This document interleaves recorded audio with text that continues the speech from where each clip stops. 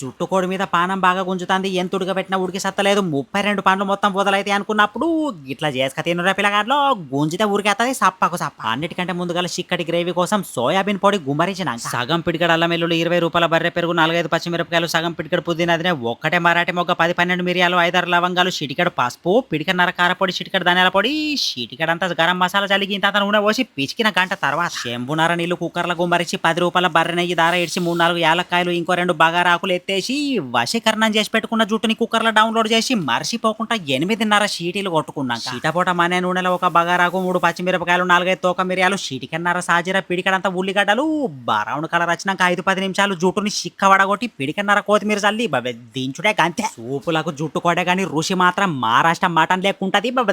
సూచిన రానబాయి పిల్లగాన్లో ఎంత సింపుల్.